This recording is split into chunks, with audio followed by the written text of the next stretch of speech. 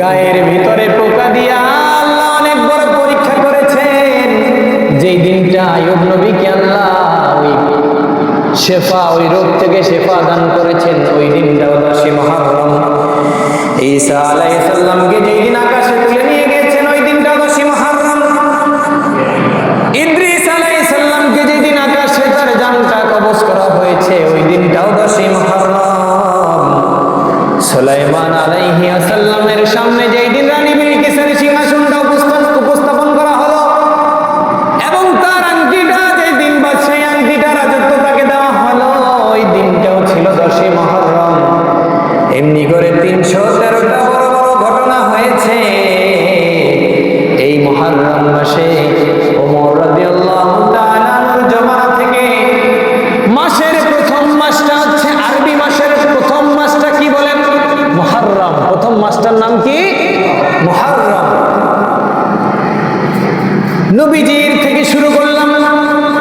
নবীজি সাল্লাল্লাহু আলাইহি ওয়াসাল্লাম 27টা যুদ্ধে তার মাথায় লোহার হেলমেট পরেছেন, 9টা যুদ্ধে সরাসরি অংশগ্রহণ করেছেন। একটা যুদ্ধ হয়েছিল, যুদ্ধের নাম উহুদের যুদ্ধ। ওই উহুদের যুদ্ধের মধ্যে তার চাচা আমির হামজা শাহাদাত বরণ করেছিলেন। ওই চাচার বুকের উপরে একজন নারী উঠেছিলেন, ওই নারীটার নাম হচ্ছে হিন্দা। ওই নারীর নাম হিন্দা। ওই নারী নবীজির চাচা আমির হামজা বুকের উপরে উঠে কলিজাটাকে বুকটা ফেরে কলিজাটা চাবাইছিলেন। কি করছিলেন? চাবিয়েছিলেন। ফুসফুসটাকে বের করে গলার সাথে ঝুলাইছিলেন। বলেন নাউজুবিল্লাহ। নবীজির 4 জন চাচা ছিল, 2 জন মুসলমান, 2 জন ঈমান আনতে পারেন নাই। আপন চাচা, আপন চাচা। একজনের নাম হচ্ছে আমির হামজা, বড় যিনি, ইনি ইসলামের ছায়াতলে ছিলেন। দ্বিতীয় হচ্ছে আব্বাস রাদিয়াল্লাহু তাআলা আনহু। আর 2 জন যে কালেমা পড়তে পারেনি, আবু লাহাব। আর একজন হচ্ছে খাজা তালেব, খাজা আবু তালেব। তাকে আমরা সম্মানার্থে খাজা আবু তালেব বলি, কারণ নবীজির যখন বাবা তো জন্মের আগেই চলে গিয়েছেন, মা যখন 6 বছর বা 8 বছর মতান্তরে ইন্তেকাল করলেন, তখন 6 বছরের সময় আর দাদা 8 বছরের সময় ইন্তেকাল করার পরে খাজা আবু তালেব নবীজিকে লালন পালন করেছেন। বলেন না সুবহানাল্লাহ। খাজা আবু তালেব ব্যবসা করতেন, ব্যবসার উদ্দেশ্যে রওনা হলেন। রওনা হওয়ার পরে বনী ইসরাইলের গোত্র থেকে ইহুদিরা যাইতেছিল। যাওয়ার পরে জিজ্ঞাসা করলো, তোমার সাথে এইটা কে? বললো, এটা আমার পুত্র। বলেন না সুবহানাল্লাহ। নবীজিকে তার পুত্র হিসাবে বললেন না, তোমার পুত্র এরকম চাঁদের মতো সুন্দর হতে পারে না। সাথে সাথে পাদ্রী তাদের একটা বই বের করলেন, একটা ছবি বের করলেন। বের করার পরে শিশু মুহাম্মদের পায়ের ছাপটা নিলেন, দেখলেন পায়ের ছাপটা ছাপের সাথে মিলে যায়। তখন বললেন, ইনি আখিরি পয়গম্বর মুহাম্মদুর রাসূলুল্লাহ সাল্লাল্লাহু আলাইহি ওয়াসাল্লাম। ওই পায়ের ছাপটা ছিল ইব্রাহিম আলাইহিস সালামের পায়ের ছাপ। কার ছাপ? পায়ের ছাপ ছিল ইব্রাহিম আলাইহিস সালাম। যাই হোক, ওই দিকে যাব না। খাজা আবু তালেবকে আমরা সম্মান করি। খাজা আবু তালেবের জীবদ্দশায় নবীজির প্রথম বিবাহ খাদিজাতুল কুবরার সাথে তিনি দিয়েছিলেন। পায়ের তলে ব্যতীত পুরো শরীরের সাথে নবীজির মোলাকাত হওয়ার কারণে, মুআমালা হওয়ার কারণে খাজা আবু তালেবকে আল্লাহ রাব্বুল আলামিন জাহান্নামের সবথেকে কম শাস্তি দান করেছেন। তার 2 পায়ে শুধু 2টা তামার জাহান্নামী জুতাদার 2টা পায়ের ভিতরে দেওয়া হয়েছে। আর সারা শরীর তাকে জাহান্নামের আগুন থেকে তাকে মুক্ত করা হয়েছে। শুধু তার ভাতিজা মুহাম্মদ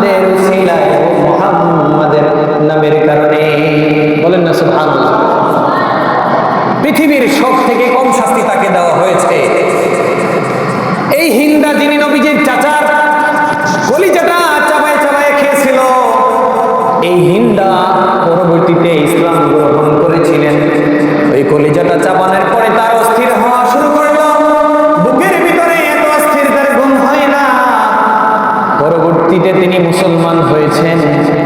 তারপর তার বিবাহ হয়েছিল আবু সুফিয়ানের সাথে। আবু সুফিয়ানের সাথে বিবাহ হয়েছিল। বিবাহ হওয়ার পরে ওই হিন্দা নবীজির সামনে যখন একদিন উপবিষ্ট হয়েছিলেন, তখন আল্লাহর হাবিব বললেন, ও হিন্দা, তুমি আমার সামনে আইও না। তুমি যখন আমার সামনে আসো, আমার কলিজার টুকরা চাচা আমির হামজার কথা মনে পড়ে যায়। আমি দেখেছি আমির হামজার কলিজা তুমি কিভাবে চাপাইছো। আমি আল্লাহর কসম করে বলি, ও হিন্দা, তুমি মুসলমান হয়েছো, আমার কোনো আপত্তি নাই, কিন্তু আমি রাসূল জীবদ্দশায় তুমি আমার সান্নিধ্যে আসবা না, আমার চোখের সামনে তুমি আসবা না। কিন্তু নবীজি তাকে এইটা বলেন নাই তুমি মুসলমান থেকে বিরত হয়ে গিয়েছো, এইটা নবীজি তাকে বলেন নাই। এই আবু সুফিয়ানের স্ত্রী এই হিন্দা, এই দুইজনের বিবাহের পরে যেই সন্তান হয়েছিল, সেই সন্তানের নাম হচ্ছে মুআবিয়া। সেই সন্তানের নাম, জোরে বলেন, মুআবিয়া রাদিয়াল্লাহু তাআলা। এই মুআবিয়া রাদিয়াল্লাহু তাআলা যখন বিবাহ করলেন, আল্লাহর হাবিব সাল্লাল্লাহু আলাইহি ওয়াসাল্লাম মুআবিয়াকে বললেন, মুআবিয়া, তুমি বিবাহ কইরো না, তুমি বিবাহ কইরো না। তখন মুআবিয়া জিজ্ঞাসা করলেন, সাহাবীরাও জিজ্ঞাসা করলেন, কেন? আমি মুআবিয়ার কারণে ভালো কিছু দেখতেছি না। মুআবিয়ার পরবর্তী প্রজন্ম আমি আল্লাহ রাব্বুল আলামিনের মাধ্যমে যা জানতে পেরেছি, আমি যা দেখতে পাচ্ছি তাতে ভালো কিছু হবে না। এই মুআবিয়া রাদিয়াল্লাহু তাআলা আনহু আল্লাহর নবীজির একজন সাহাবী। এর আগে বলতে হয়, আজকে আহলে বায়াতের ঘটনা বলতে হয়। নবীজি মুহাম্মদুর রাসূলুল্লাহ সাল্লাল্লাহু আলাইহি ওয়াসাল্লামের খেলাফত এর ধারা নবীজি থেকে শুরু হয়েছে। নবীজি যখন ছিলেন পুরো দুনিয়ার ভিতরে তিনি ছিলেন বাদশা, তিনি ছিলেন বাদশা। নবীজির যেই বাসার ভিতরে নবীজি বসবাস করতেন, সেই বসবাস করার স্থানটা হচ্ছে হুজরাত বলা হয়। হুজরাত বলা হয়, কি বলা হয়? বাইতুল ওহী বলা হয়, বাইতুল নূর বলা হয়। এই বাইতুল নূরের ভিতরেই আল্লাহর হাবিব বসবাস করতেন। আল্লাহর হাবিব সাল্লাল্লাহু আলাইহি ওয়াসাল্লামের বিবাহ হলো খাদিজাতুল কুবরার সাথে। সেই ঘরে আল্লাহর হাবিবের সবথেকে কলিজার টুকরা খাতুনে জান্নাত ফাতেমা রাদিয়াল্লাহু তাআলা জন্মগ্রহণ করলেন। বলেন না সুবহানাল্লাহ। হযরত ফাতেমা রাদিয়াল্লাহু তাআলা নূর সাথে তার আপন চাচাতো ভাই আবু তালেবের সন্তান আলী রাদিয়াল্লাহু তাআলা নূর সাথে বিবাহ দিলেন। আলী রাদিয়াল্লাহু তাআলা আনহু ছিলেন এমন এক ব্যক্তি যার মা, তার মায়ের নাম ছিল, তার মায়ের নামও ছিল ফাতেমাতুজ জোহরা। তার মায়ের নাম ছিল ফাতেমা, আর তার স্ত্রীর নামও ছিল ফাতেমা। বলেন না সুবহানাল্লাহ। মা ফাতেমা বিনতে আসাদ হঠাৎ প্রসব বেদনা শুরু হলো। প্রসব বেদনা হওয়া শুরু হওয়ার সময় তিনি কাবা ঘরের সামনে ঝাড়ুরত অবস্থায় ছিলেন। ঝাড়ু দিতে দিতে হঠাৎ তার প্রসব বেদনা শুরু হয়ে গেল। প্রসব বেদনা শুরু হওয়ার সাথে সাথে হঠাৎ করে চেয়ে দেখলেন কাবা ঘরের দরজাটা খুলে গেল। খুলে যাওয়ার পরে দেখে লোকজন আসা যাওয়া করতেছে। তখন ফাতেমা বিনতে আসাদ তার প্রসব বেদনা হওয়ার সাথে সাথে কাবা ঘরের মধ্যে চলে গেল। কাবা ঘরে যাওয়ার সাথে সাথে যেই মহামানবটাই পৃথিবীতে ভূমিষ্ঠ হলো, ওই মহামানবের নাম হচ্ছে হযরত আলী। বলুন না সুবহানাল্লাহ। কাবা ঘরের ভিতরে যেই ব্যক্তিটা, একমাত্র ব্যক্তি পৃথিবীর মধ্যে যিনি জন্মগ্রহণ করেছেন, তার নাম হযরত আলী। এই আলীর সাথে নবীজির কলিজার টুকরা খাতুনে জান্নাতের সাথে ফাতেমাতুজ জোহরার সাথে বিবাহ দান করলেন। মায়ের নাম একদিকে ফাতেমা, স্ত্রীর নাম ফাতেমা। বলেন না সুবহানাল্লাহ। নবীজি যেইখানে বসবাস করতেন, হুজরা বাইতুল ওয়াহি, সেই ঘরের ভিতরে তার দুইটা কলিজার টুকরা নাতি জন্মগ্রহণ করেছেন। একজনের নাম হাসান, একজনের নাম হুসাইন রাদিয়াল্লাহু তাআলা আনহু। হাসান জন্মগ্রহণ করা হয়ে গেল। যখন হুসাইন রাদিয়াল্লাহু তাআলা আনহু জন্মগ্রহণ করলেন, নবীজি রুমের সামনে দিয়ে ছটফট করতেছেন, বলছে নাতি দাও আমার কোলে, আমার নাতি দাও। তখন ভিতরে থেকে আওয়াজ আসলো, আপনার নাতি তো এখনো ভূমিষ্ঠ হয় নাই। বলেন না সুবহানাল্লাহ। যখন ফুটফুটে একটা চাঁদের টুকরা নাতিটা পৃথিবীতে ভূমিষ্ঠ হলো, সাথে সাথে বললেন আমার কোলে দাও।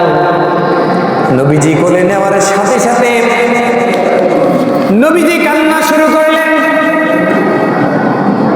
কান্না শুরু করতে করতে একটা সময় বললেন, ও আমার নাতি, তুমি তো ভূমিষ্ঠ হইলা 9 মাসের আগে, তুমি তো জীর্ণ শীর্ণ অবস্থায় অল্প সময়ের মধ্যে তুমি দুনিয়ায় ভূমিষ্ঠ হইলা।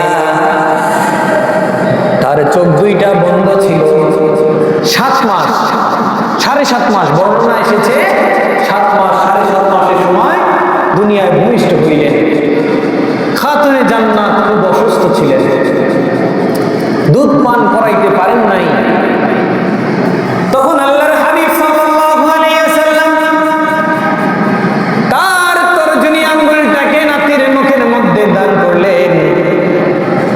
দেওয়ার পরে এক চুষনি খাওয়ার পরে ইমামে হুসাইন রাদিয়াল্লাহু তাআলা আনহুর 2 দিনের খাবারের প্রয়োজন আর হলো না। বলেন না সুবহানাল্লাহ। খাতুনে জান্নাতের বুকে দুধ নাই, দুধ খাওয়াইতে পারতেছে না। আল্লাহর হাবিব তার তর্জনী আঙ্গুল দ্বারা তার নাতিকে খাওয়াইলেন। বলেন না সুবহানাল্লাহ। যেই আঙ্গুল দ্বারা চাঁদকে দ্বিখণ্ডিত করেছে, যেই আঙ্গুল দ্বারা পাথরে ইশারা করার সাথে সাথে পাথর থেকে ঝর্ণার মতো পানি শুরু হয়েছে। বলেন না সুবহানাল্লাহ। আলোচনা সংক্ষিপ্ত করে নিয়ে আসতেছে।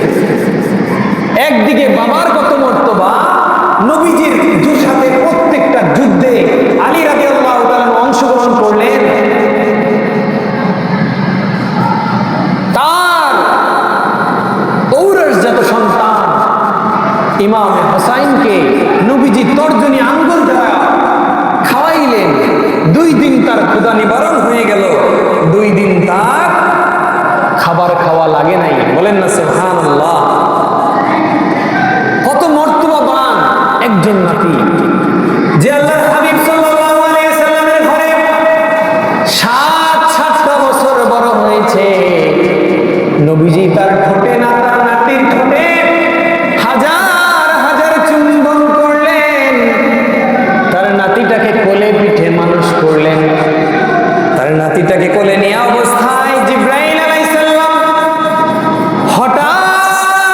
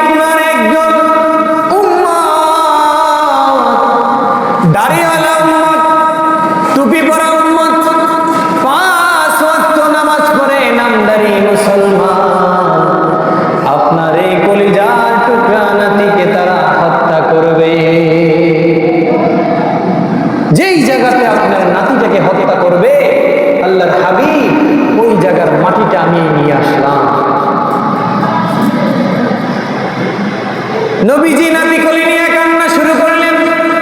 নবীজির বিবিদের মধ্যে একজন বিবি সব থেকে বেশি হায়াত পেয়েছিল, উম্মে সালামা, উম্মাতুল মুমিনিন। উম্মে সালামা রাদিয়াল্লাহু তাআলা আনহাকে ডাক দিলেন, ও উম্মে সালামা, আমার স্ত্রীদের মধ্যে তুমি সব থেকে বেশি হায়াত পাইবা।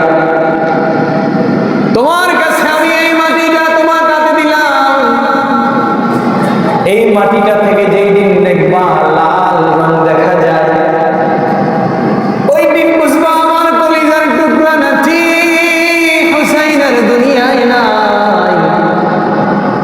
আমার কলিজার টুকরা হুসাইনকে কুফাবাসী শাহাদাত বরণ করে দিয়েছে। তুমি এই মাটিটাকে কাচের একটা বাটার ভিতরে তুমি সংরক্ষণ করো। ওই মাটিটাকে কাচের একটা বয়ামের ভিতরে রেখে সাজিয়ে রাখলেন। এরপরে একদিন হুসাইন যখন বড় হলো, আল্লাহর হাবিব সাল্লাল্লাহু আলাইহি ওয়াসাল্লাম তার সামনে ইমাম হুসাইন রাদিয়াল্লাহু তাআলা আনহুকে দাঁড়া করালেন, এক পাশে ইমাম হাসানকে দাঁড়া করালেন, সামনে পিছনে আলী রাদিয়াল্লাহু তাআলা আনহু এবং খাতুনে জান্নাতকে দাঁড়া করালেন। মাথার উপরে চারজনের হাতে কালো একটা কাপড়ের মতো ধরায়া দিলেন। তখন আল্লাহর হাবিব দোয়া করতে শুরু করলেন, ও আল্লাহ, এই যে আমার এখানে দেখতে পাচ্ছেন পাঁচজনকে, এই পাক পাঞ্জাতন, এরাই হচ্ছে আমার আহলে বায়াত। ও আল্লাহ, তুমি এদেরকে দেখা রাখো। ও আল্লাহ, তুমি এদেরকে দেখা রাখো। এই আহলে বায়াতকে যারা ভালোবাসবে, আমি আল্লাহর হাবিব বললাম, আমার আলীকে, আমার খাতুনে জান্নাতকে, হাসান হুসাইনকে যারা ভালোবাসবে, অটোমেটিক আমি আল্লাহর হাবিব সাল্লাল্লাহু আলাইহি ওয়াসাল্লামকে ভালোবাসা হয়ে যাইবে। এই দোয়ার শামিলের সময় উম্মে সালামা রাদিয়াল্লাহু তাআলা আনহুমা কি করলেন, মাথাটা ওই কালো কাপড়ের নিচে দিয়ে দিলেন। দেওয়ার পরে আল্লাহর হাবিব সাল্লাল্লাহু আলাইহি ওয়াসাল্লাম মুস্কি মুস্কি হাসি দিলেন। হাসি দিয়া বললেন, তোমাকে তো আল্লাহ রাব্বুল আলামিন দুনিয়ার মধ্যে সর্বশ্রেষ্ঠ নারী হিসাবে দান করলেন। তোমাকে উম্মাহাতুল মুমিনিনের মধ্যে তোমাকে আল্লাহ রাব্বুল আলামিন রাখলেন। ও উম্মে সালামা, তুমি মাথা ঢুকাইছো ঠিক আছে, তোমার একটা পরিচয় রয়েছে, তুমি উম্মাহাতুল মুমিনিন, তুমি আহলে বায়াতের মধ্যে অন্তর্ভুক্ত হবা না। আহলে বায়াত হচ্ছে আমার এই পাঁচজন, এই পাক পাঞ্জাতন, ইমাম হাসান, হুসাইন, আলী আর আমার খাতুনে জান্নাত, আর আমি আহলে বায়াত। এই পাঁচজনই হচ্ছে আহলে বায়াত। বলেন না সুবহানাল্লাহ। যারা এই আহলে বায়াতকে ভালোবাসবে, আল্লাহর নবীকে ভালোবাসা হয়ে যাইবে দুইটা দল। একটা হচ্ছে আল্লাহ রাব্বুল আলামিন বললেন, আমার হাবিব সাল্লাল্লাহু আলাইহি ওয়াসাল্লামকে যদি তোমরা ভালোবাসতে চাও আর তারা আহলে বায়াতকে ভালোবাসতে পারো, তাহলে আমি আল্লাহ রাব্বুল আলামিনকে তোমাদের ভালোবাসা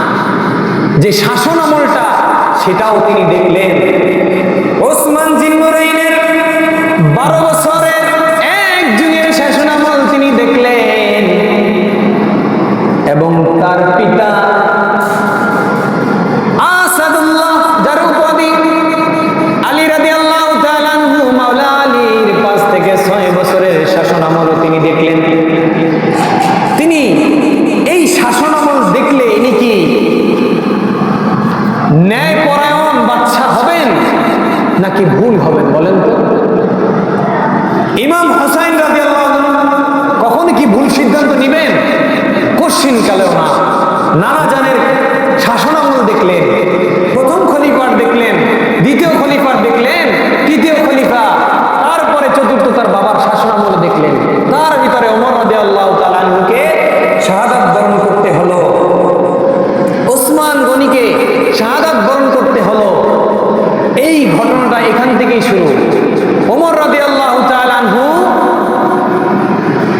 আমিরে মুআবিয়াকে সিরিয়ার রাজধানী দামেস্কে প্রশাসক হিসাবে, গভর্নর হিসাবে করেন নাই, প্রশাসনের দায়িত্ব তাকে দিয়েছিলেন। ওসমান গনি যখন আসলেন, আসার পরে আমিরে মুআবিয়াকে সিরিয়ার গভর্নর হিসাবে করে দিলেন। একটা প্রশাসক ছিলেন, উনি কখনো আমিরুল মুমিনিন ছিলেন না। আমিরে মুআবিয়া একটা এলাকার প্রশাসকের দায়িত্ব পালন করেছেন ওমরের জামানায়। এরপরে যখন ওসমান আসলেন, তখন তাকে পুরা সিরিয়ার গভর্নর করে দেওয়া হলো। গভর্নর করে দেওয়ার পরে তার তো ক্ষমতার চেয়ার একটু বাড়িয়ে গিয়েছে, বাড়ছে না, তখন মারামারির সৃষ্টি হলো। যখন আলীর জমানা আসলো, আলী যখন খেলাফতে আসলেন, আসার পরে মুআবিয়াকে ওই পদ থেকে পদচ্যুত করলেন। কি করলেন? পদচ্যুত করলেন, পদ থেকে তাকে অব্যাহতি দিলেন। অব্যাহতি দেওয়ার পর থেকে এই হইল কোলাহল শুরু। ওই দিক ওসমান জিন্নুরাইনকে শাহাদাত বরণ করা হলো কোরআন তেলাওয়াত অবস্থায়, তার ওই জামা মুবারকটা রেখে দিলেন। রাখার পরে আমিরে মুআবিয়া বললেন, এই ওসমান গনির শাহাদাতের বিচার আলী আপনি করেন।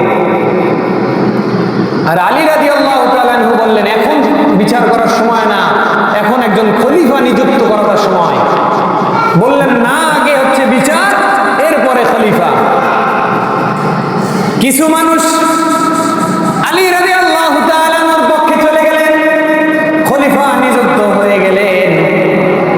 কিন্তু আমিরে মুআবিয়া চিন্তা করলেন, আমার তাহলে আর খলিফা হওয়া হইল না। তখন তিনি মানুষকে বোঝানো শুরু করলেন, দেখো এই দেখো ওসমানের জামা, রক্তাক্ত জামা, তোমরা কি চাও না ওসমানের বিচার হোক? তো কিছু লোক বলল, হ্যাঁ চাই তো। ওই সময় দুইটা দল ভাগে বিভক্ত হয়ে গেল, একটা হচ্ছে শিয়া আর একটা হচ্ছে খারিজি। শিয়ারা বললেন, আলী রাদিয়াল্লাহু তাআলা আপনি যা বলেন তাই শুনবো। আর খারিজিরা বললেন, আমিরে মুআবিয়া আমরা আপনি যা বলবেন তাই শুনব। তখন দুইটা ভাগ হয়ে গেল। আম্মা জান আয়েশা তখন জীবিত।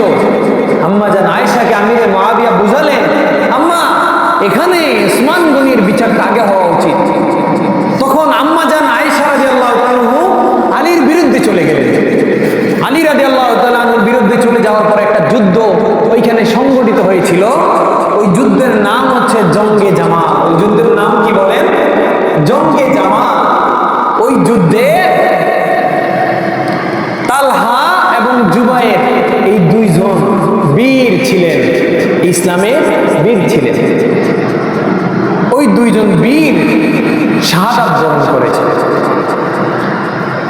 শাহাদাত বরণ করার পরে আম্মা জান আয়েশা রাদিয়াল্লাহু তাআলা এই যুদ্ধে পরাজয় বরণ করলেন। পরাজয় বরণ করার পরে আলী রাদিয়াল্লাহু তাআলা তাকে সসম্মানে মদিনায় পাঠিয়ে দিলেন। বলেন না সুবহানাল্লাহ। এরপরে এখন তো অধিকাংশ মানুষ আলী রাদিয়াল্লাহু তাআলার পক্ষে চলে গেলেন। আলী রাদিয়াল্লাহু তাআলার পক্ষে যাওয়ার পরে মুআবিয়া চিন্তা করলেন, কিছু মানুষ তো আমার পক্ষেও রয়েছে, কিছু মানুষ তো আলী রাদিয়াল্লাহু তাআলার পক্ষে রয়েছে। হয় আমি খলিফা হব, নয় আলী রাদিয়াল্লাহু তাআলা খলিফা হবে। তবে আমার একটা কথা আছে, কথাটা হচ্ছে এখানে সালিশ বৈঠক করা দরকার। আপনাদের গ্রামে সালিশ বৈঠক হয় না? দুইজন মাতব্বর থাকে, আপনার পক্ষে একজন, আমার পক্ষে একজন। এই দুই দল থেকে যে সিদ্ধান্ত দেয়, ওই সিদ্ধান্তটাই আমরা পরক্ষণে সবাই মেনে নিই, ঠিক না? ঠিক তো গ্রুপ। তখন বয়স্ক একজন সাহাবী আবু মুসা আশআরী রাদিয়াল্লাহু তাআলা আনহুকে হযরত আলীর পক্ষে দিলেন। আর অল্প বয়সকে অল্প বয়স আমর ইবনুল আস অল্প বয়স্ক একজন সাহাবীকে আমিরে মুআবিয়ার পক্ষে নিলেন। বললেন, আমরা দুইজন যে সিদ্ধান্ত করব এই সিদ্ধান্তর পরেই হবে খলিফা নির্বাচন। আমরা যাকে নির্বাচন করব তোমরা মেনে নিবা। আলী রাদিয়াল্লাহু তাআলার পক্ষে 400 জন, আমিরে মুআবিয়ার পক্ষে 400 জন, আর সভাপতি মণ্ডলী এখানে রয়েছেন 40 জন, তার ভিতরে 2 জন প্রধান, মোট 840 জনের একটা গবেষণাগার সামনে বসা। তখন আবু মুসা আশারী রাদিয়াল্লাহু তাআলা আনহুর সামনে ওই যে চালাক আমর ইবনুল আস বললেন, শোনেন, আমরা দুইজনে যে সিদ্ধান্ত দেব এই সিদ্ধান্তই সিদ্ধান্ত। তাহলে কি সিদ্ধান্ত? আমরা দুইজন একটা সিদ্ধান্ত নিলাম, আমিরে মুআবিয়াও খলিফা না, আলীও খলিফা না, নতুন একজনকে খেলাফত আমরা দান করব। হ্যাঁ ঠিক আছে, সমস্যা নাই। পরামর্শ করে সামনে এসে বললেন, আপনি যেহেতু মুরব্বী, সবার মুরব্বী, তাহলে আপনি বলেন। তখন আবু মুসা আশআরী রাদিয়াল্লাহু তাআলা বুঝেন নাই, আমর ইবনুল আসের চালাকি বুঝতে পারেন নাই। বুঝতে না পেরে বললেন, আমি একটা চিন্তা করেছি, আমরা এখানে সালিশ বৈঠকে একটা নতুন সিদ্ধান্ত নিয়েছি। এই সিদ্ধান্তের পক্ষে আমি একটা মত দিতে চাই, সেইটা হচ্ছে আলী রাদিয়াল্লাহু তাআলা আনহুকে খেলাফত আমরা দেব না, খেলাফত আমার পক্ষ থেকে দেব না। এইটা বলার সাথে সাথে আমর ইবনুল আস দাঁড়াই গেলেন। কি করলেন? দাঁড়াই গিয়া চালাকি করলেন। যেহেতু আপনি বয়সে বেশি, আপনি বলেই ফেলছেন আলী রাদিয়াল্লাহু তাআলা আনহুকে খলিফায় বহাল দরকার নাই, তাহলে আমি আমার পক্ষ থেকে, যেহেতু আলী রাদিয়াল্লাহু তাআলা নাই, এদিকে মুনাফিকি করলো না, তাহলে আমি আমার পক্ষ থেকে মুআবিয়াকে খলিফায় বহাল রাখলাম। এখানে একটা মুনাফিকি হয়ে গেল না? আমর ইবনুল আস মুনাফিকি করলেন না? মুনাফিকি করলেন। এই আবু মুসা আশআরী তখন অবাক হয়ে গেলেন যে আমার সামনে আপনি কি বললেন আর কাজটা করলেন কি। তখন দুইটা দল বিভক্ত হয়ে গিয়েছিল, একটা শিয়া আর একটা খারিজি। এই শিয়াদের ভিতর থেকে পরবর্তীতে আবার 300 অধিক ভাগ হয়ে গিয়েছে। এই খারিজিদের ভিতরে একজনের নাম ছিল আব্দুর রহমান ইবনে মুলজিম। এনাকে মুআবিয়া রাদিয়াল্লাহু তাআলা আনহুর মাধ্যমে বললেন, আলীকে হত্যা যেমনি হোক করতে হবে, না হইলে আমার খেলাফত টিকেই রাখা সম্ভব না। তখন ওই খারিজিদের ভিতর থেকে আব্দুর রহমান ইবনে মুলজিম, ইনি 40 দিন ওনার তরবারিটাকে বিষের মধ্যে চুবিয়ে রাখলেন আলী রাদিয়াল্লাহু তাআলা হত্যার জন্য। বলেন নাউজুবিল্লাহ। ওই তরবারি দিয়েই আলী রাদিয়াল্লাহু তাআলা আনহুকে শহীদ করা হলো। এরপরে বাবার হাল বা ওই সময় আলী রাদিয়াল্লাহু তাআলা আনহু যারা অনুসরণ করলেন, তারা ইমাম হাসান রাদিয়াল্লাহু তাআলা আনহুর হাতে বায়াত গ্রহণ করলেন। ইসলামের একটা খেলাফতের নমুনা হচ্ছে একজন শেষ, সাথে সাথে পরবর্তীতে একজন দাঁড়িয়ে যাবে, যার হাতে সবাই বায়াত গ্রহণ করবে, উনি আমিরুল মুমিনিন।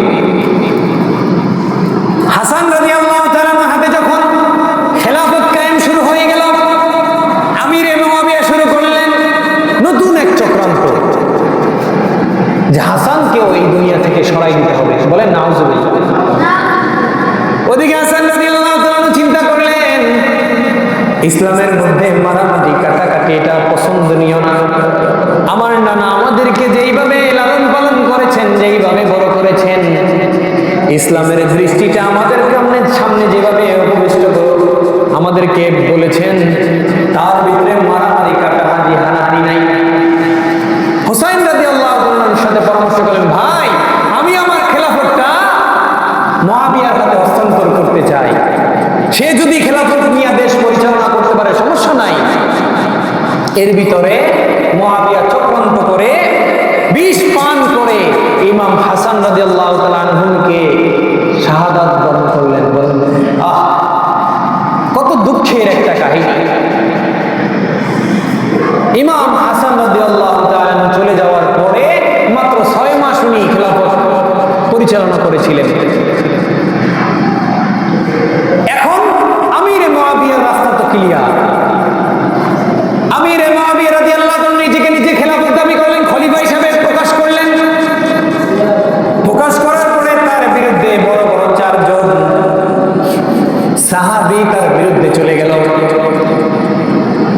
এর ভিতরে একজন নবীজির কলিজার টুকরা হোসেন রাদিয়াল্লাহু তাআলা, আব্দুল্লাহ ইবনে আব্বাস, আব্দুল্লাহ ইবনে আমর, আবু বকর ইবনে আব্দুর রহমান, এই 4 জন বড় সাহাবী তার বিরুদ্ধে চলে গেলেন যে না, কোন ক্রমেই আমিরে মুআবিয়াকে আমরা খলিফা হিসেবে মানব।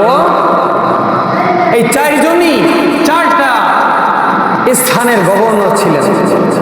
তখন আমিরে মুআবিয়া চিন্তা করলেন, এই 4 জনকে যদি আমার দলে বিরাইতে না পারি তাহলে তো আমার খলিফাগিরি টিকবে, খলিফাগিরি টিকবে না।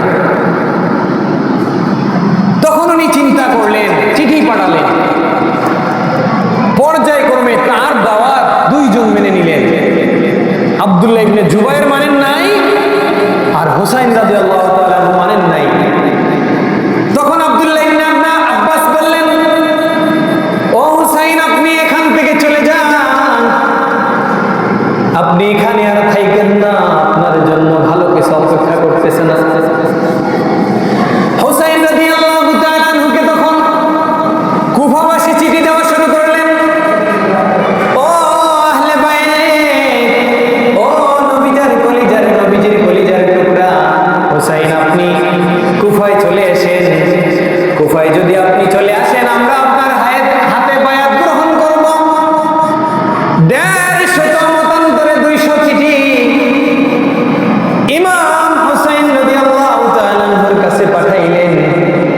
কিন্তু আব্দুল্লাহ ইবনে আব্বাস বললেন, কুফাবাসী বড় ভয়ঙ্কর, কুফাবাসী বড় মিথ্যুক, অনেক খারাপ একটা জাতি। ও ইমাম হোসেন, আপনি ওইখানে যায়েন না। আপনি চিঠির উপর পিঠ দেখতেছেন, কিন্তু চিঠির ভিতরে যত সুন্দর লিখনি দেখেন, তাদের কলমটা আপনার পক্ষে থাকলেও তাদের এই অস্ত্রটা কিন্তু ওই পক্ষে। আপনি ওইখানে যাবেন না, আপনি ওইখানে যাবেন না। কিন্তু ইমাম হোসেন রাদিয়াল্লাহু তাআলা মনটা মানলেন না। ইমাম হোসেন রাদিয়াল্লাহু তাআলা ওইখান থেকে চলে গেলেন। মদিনার গভর্নর তখন আব্দুল্লাহ ইবনে জুবায়ের, তখন মদিনাটাকে উনি শাসন করতেছেন। আর পারস্য শামে ওই দিকটা পরিচালনা করতেছেন সিরিয়া, দামেস্ক, এগুলো এখন কুফা, ওই দিকটা এখন আমিরে মুআবিয়া। দীর্ঘ 19 বছর উনি খেলাফত শাসন করলেন। কত বছর? 19টা বছর। আলোচনা সংক্ষিপ্ত নিয়ে আসি, মাঝখানে অনেক ঘটনা রয়েছে। 19টা বছর, অন্য বর্ণনায় 2 যুগ আমিরে মুআবিয়া খেলাফত প্রতিষ্ঠা করলেন। এই 2 যুগ কি হোসেন রাদিয়াল্লাহু তাআলা কোথায় ছিলেন, কি করছেন জানেন না? উনি অবশ্যই জানেন। কিন্তু আমিরে মুআবিয়াকে হোসেন জীবদ্দশায় কখনোই আমিরুল মুমিনিন দাবি করেন নাই, মানেন নাই। এদিকে চক্রান্ত চলতেছে, হোসেনকে কিভাবে এই দুনিয়া থেকে বিদায় করে দেওয়া যায়। বলেন নাউজুবিল্লাহ, আরো জোরে বলেন না নাউজুবিল্লাহ। ইসলামের প্রধান হচ্ছে ইমাম হোসেন। যেমন সারা শরীরের মধ্যে দামি অংশ হচ্ছে মাথা, ইসলামের মধ্যে সব থেকে দামি অংশ হচ্ছে ইমাম হোসেন রাদিয়াল্লাহু তাআলা। বলেন না সুবহানাল্লাহ, আরো জোরে বলেন না সুবহানাল্লাহ। কাল কিয়ামতের ময়দানে হিসাব নিকাশ হওয়ার পরে হাউজে কাউসারের পানি যখন আমরা পান করব, ওই হাউজে কাউসারের পানির 4 কোণায় 4 জন দাঁড়িয়ে থাকবেন। একজন হচ্ছে আলী রাদিয়াল্লাহু তাআলা আনহু, দ্বিতীয় হচ্ছে খাতুনে জান্নাত ফাতেমা রাদিয়াল্লাহু তাআলা আনহা,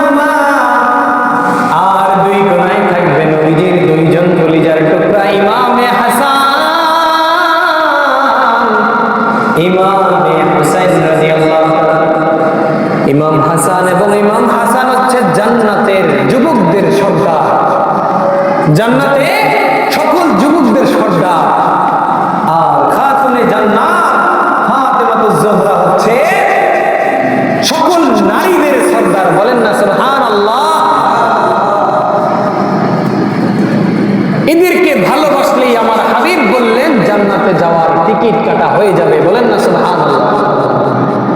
আহলে বায়তকে ভালোবাসলেই আল্লাহর নবীকে ভালোবাসা হয়ে যাবে। বলেন না সুবহানাল্লাহ। ইমাম হুসাইন রাদিয়াল্লাহু তাআলা আনহু চিঠি পেয়ে তখন যাওয়ার জন্য রওনা করলেন।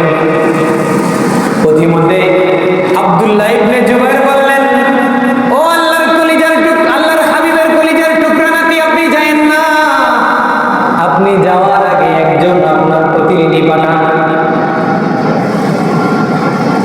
ইমাম হুসাইন রাদিয়াল্লাহু তাআলা চাচাতো ভাই মুসলিম ইবনে আকিল, ওনাকে ওনার ধারক বাহক হিসাবে কুফায় পাঠানো হলো। কোথায়? কুফায় পাঠানো হলো। উনি চিন্তা করলেন, আমার দুইজনে 3 সন্তান রয়েছে, আমি আমার এই 2 সন্তানকে নিয়ে তারপরে যাব, একা একা যাব না। তখন তিনি তার 2 জন সন্তানকে নিয়ে কুফার উদ্দেশ্যে রওনা করলেন। এই মুসলিম ইবনে আকিলের হাতে যাওয়ার পরে কুফাবাসী 40,000 কুফাবাসী তার হাতে বায়াত গ্রহণ করেছেন। কয় হাজার? দেখেন তাদের মন 2 রকম। 40,000 কুফাবাসী তার হাতে বায়াত গ্রহণ করেছেন। বায়াত গ্রহণ করে বললেন, ইমাম হুসাইনকে আসতে বলেন কুফায়, আমরা তাকে আমিরুল মুমিনিন হিসাবে আমরা তাকে মেনে নিব। বলেন না সুবহানাল্লাহ। মুসলিম ইবনে আকিল তাদের কথা বিশ্বাস করে চিঠি লেখা শুরু করলেন যে ভাই হুসাইন কুফায় আসতে পারেন, আমার হাতে 40,000 গভর্নর, 40,000 কুফাবাসী আমার হাতে বায়াত গ্রহণ করেছে, এখানে নিরাপদ। চিঠি পাওয়ার পরে ইমাম হুসাইন রাদিয়াল্লাহু তাআলা চিন্তা করলেন, তাহলে তো যাওয়া যায়, যেহেতু চিঠি এসেছে তাহলে যাওয়া যায়। উনি 72 জনের একটা কাফেলা তৈরি করলেন। কয়জন? ওনার যে আহলে বায়তের যারা ছিল সবাইকে নিয়ে, যেহেতু সবাই তার পক্ষে, 40,000 মানুষ তার পক্ষে, তাহলে তো আমি কাউরে রাইখা যাওয়ার কথা না, আহলে বায়তের সবাইকেই তো নিয়ে যাওয়ার কথা। উনি তার কথা মতো আহলে বায়তের 72 জন, 70 থেকে 72 জনের একটা কাফেলা তৈরি করলেন। কাফেলা তৈরি করে রওনা করলেন। যখন কুফায় তৈরি যাওয়ার পথের মধ্যে তাকে এজিদ, এর মাঝখানে একটা কথা বলতে ভুলে গিয়েছি, 61 হিজরিতে 2 মুহররম আমিরে মুয়াবিয়ার ইন্তেকাল হয়ে গেল। ইন্তেকালের আগে উনি একটা ভুল করেছেন। এই ভুলটা হচ্ছে উনি ওনার সন্তান ইয়াজিদকে খলিফা হিসাবে ঘোষণা করে গিয়েছে। চিন্তা করলেন যে আমি যদি আমার পরবর্তীতে ইয়াজিদকে এখানে খলিফা ঘোষণা না করে যাই, তারপরে এটা একটা সমস্যা তৈরি হবে। গণতন্ত্র থেকে এখন রাজতন্ত্রতে চলে যাচ্ছে। আর আল্লাহর হাবিব সাল্লাল্লাহু আলাইহি ওয়াসাল্লাম বলেছেন, আমার পরে 30 বছরে পৃথিবী শান্তিতে থাকবে। কয় বছর? খেলাফতের ধারা 30 বছর থাকবে। এটা আল্লাহর হাবিব সাল্লাল্লাহু আলাইহি ওয়াসাল্লাম আগেই বলে গিয়েছে। 30 বছর পরে পৃথিবীতে অশান্তি শুরু হবে। কি শুরু হবে? অশান্তি শুরু হবে। আমিরে মুয়াবিয়ার বাবার নাম আবু সুফিয়ান, মায়ের নাম হিন্দা, তাদের গোত্রের নাম হচ্ছে বনু উমাইয়া গোত্র। বনু উমাইয়া গোত্র ইসলামের সব থেকে বড়, সব থেকে বেশি ক্ষতি করেছে এই বনু উমাইয়া গোত্ররা। আল্লাহর হাবিব বলেছেন, এই বনু উমাইয়া গোত্র থেকে ইসলামের কখনোই উপকার হবে না। ইসলামের কোনো উপকার এই বনু উমাইয়া গোত্র থেকে কখনো হয়নি। ইমাম হুসাইন রাদিয়াল্লাহু তাআলা কুফায় গেলেন। এইদিকে মদ্যপান করাইয়া ইয়াজিদকে খেলাফত দান করলেন।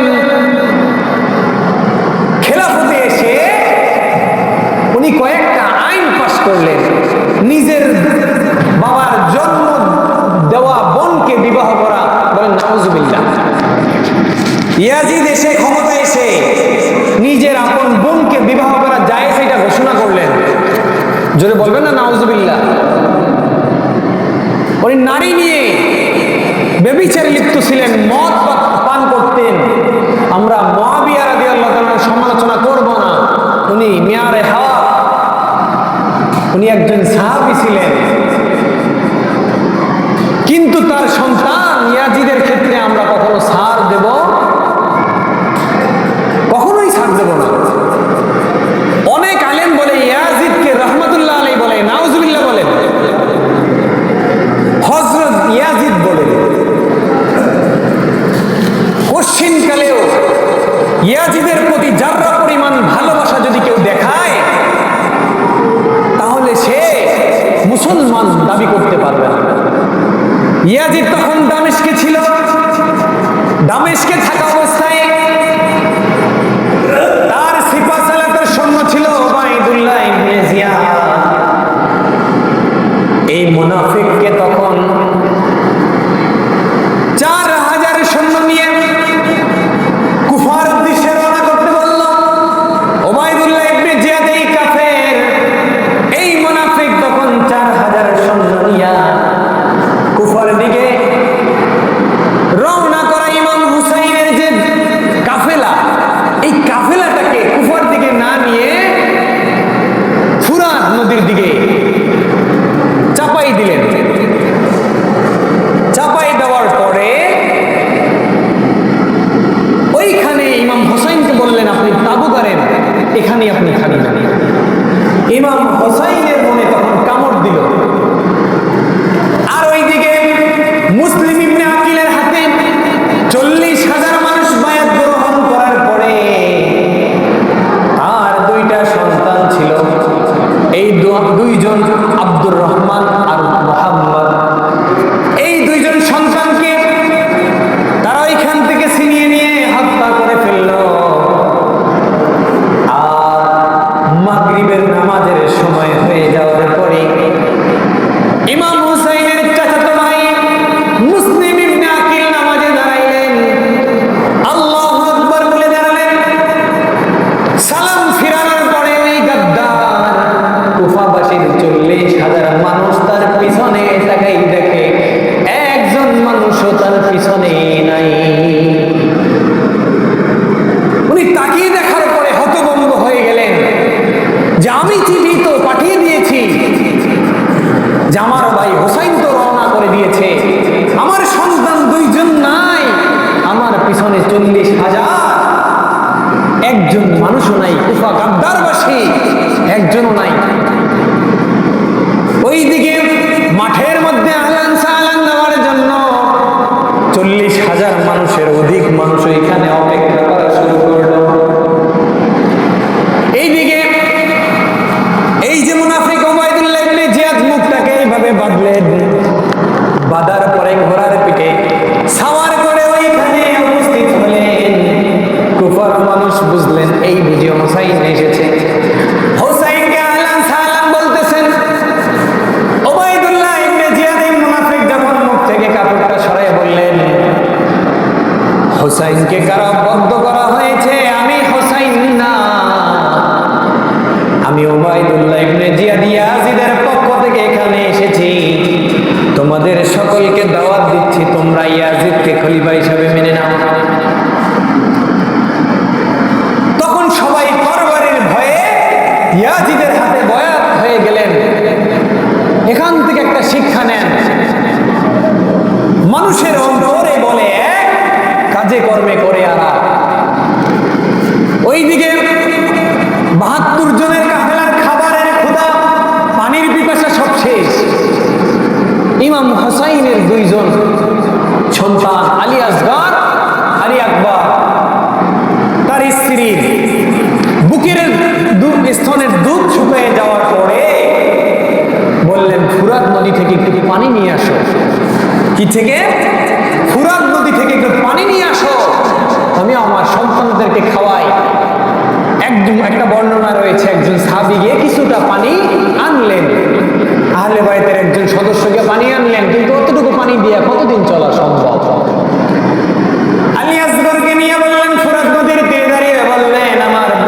শিশু সন্তান আনিয়ে আসবেনকে একটু পানি পান করার ব্যবস্থা করে দাও। সংক্ষিপ্ত আলোচনায় পানির বিপরীতে তীরের বললাম, তীর তার বক্ষ ছিদ্র করে, কলিজা ছিদ্র করে, পিঠের এই পাশ থেকে ওই পাশ চলে আসলো। আলী আসগরকে নিয়ে এসে বললেন, জন্মের পরে তোমার সন্তানকে পানি পান করানো হয়ে গেল, আমরা বুঝে গেছি এইখানে আমাদেরকে আর বাঁচতে দেবে না। কুফাবাসী আমাদেরকে যে চিঠি দিয়েছে, এই চিঠির এপিঠ ওপিঠ দুইটা আলাদা, তাদের মুখের ভাষা আর কলমের কালির ভাষা দুইটা আলাদা। তারা যুদ্ধ করার ঘোষণা দিয়েছে, তারা যুদ্ধ করতে চায়, আমাদেরকে অবরুদ্ধ করেছে। ফুরাত নদীর পানি আমি চেয়েছি, ফুরাত নদীর পানি দেয় নাই। আল্লাহর হাবিব সাল্লাল্লাহু আলাইহি ওয়াসাল্লাম বললেন, ও আমার উম্মত, দুনিয়ার বুকে চারটা নদী রয়েছে, যেই চারটা নদীতে আল্লাহ অনবরত জান্নাত থেকে পানি বর্ষণ করেন। বলেন না সুবহানাল্লাহ। দুনিয়ায় চারটা নদী রয়েছে, এই চারটা নদীতে জান্নাতের পানি অনবরত আল্লাহ রাব্বুল আলামিন প্রবাহিত করে থাকেন। জান্নাত থেকে সরাসরি পানি আসেন। এর ভিতরে এক নাম্বার হচ্ছে ফুরাত নদী। বলেন না সুবহানাল্লাহ।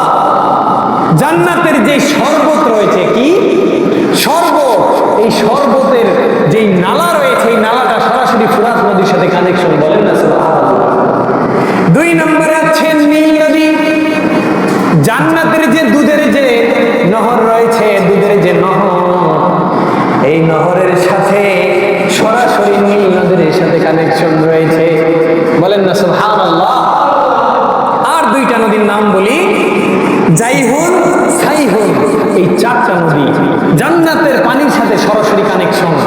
আর এই চারটা নদীর যে গুণাগুণ, এই চারটা নদীর গুণাগুণ রয়েছে জমজমের পানির সাথে। বলেন না সুবহানাল্লাহ।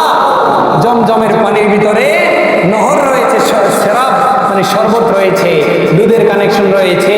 চারটা নদীর ভিতরে যে চারটা নেয়ামত দিয়েছে, এই চারটা নেয়ামত ওইখানে দান করেছে। সংক্ষিপ্ত আলোচনায়, ফুরাত নদীর পানি না পাওয়ার পরে ইমাম হোসাইনকে তখন যুদ্ধের তারা অফার করলেন। ইমাম হোসাইন বললেন, ভাই আমি তো এখানে যুদ্ধ করতে আসি নাই, আমার কাছে কোনো অস্ত্র নাই, আমি দাওয়াত পেয়ে এসেছি। একটা কবির ভাষায় একটা নাদ আছে না, মুঝে মুসাফির ন সমঝো মে আয়া नहीं हूँ, बुलाया गया हूँ। ও কুফাবাসী, আমাকে মুসাফির তোমরা ভাইব না, আমি আসি নাই, তোমরা আমাকে দাওয়াত দিয়ে আনছো, আমাকে তোমরা মুসাফির, আমাকে দাওয়াত দিয়ে তোমরা আনছো এখানে, আমাকে এখানে তোমরা দাওয়াত দিয়ে এনেছো, এমনি এমনি আমি আসি নাই। মে আয়া নেহি হু, বুলায়া গয়া হে। আমি এখানে এমনি এমনি আসি নাই, তোমরা আমারে বুলাইছো, ডাকছো, এই জন্য আমি এখানে আসছি। আমার কাছে অস্ত্র নাই, বলছে না যুদ্ধ করতে হবে। সব সংক্ষিপ্ত আলোচনা, যুদ্ধ করার ঘোষণা ওইখানে দান করলেন।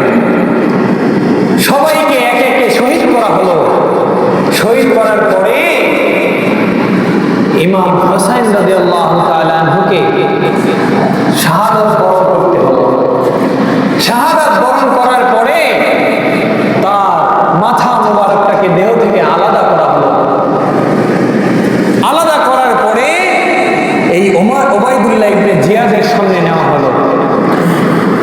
সামনে নেওয়ার পরে একটা কস্তুরি একটা প্লেটের মধ্যে রাখা হলো। রাখার পরে ওবায়দুল্লাহ ইবনে জিয়াদ ওনার একটা ছড়ি লাঠি দিয়া নবীজির নাতির ঠোঁট মোবারকের সাথে নাড়াচাড়া করতেছিলেন। প্রতিশোধ নিলাম, বলেন নাউজুবিল্লাহ। ওইখানে একজন আল্লাহর নবীর সাহাবী ছিল, আবু বারজা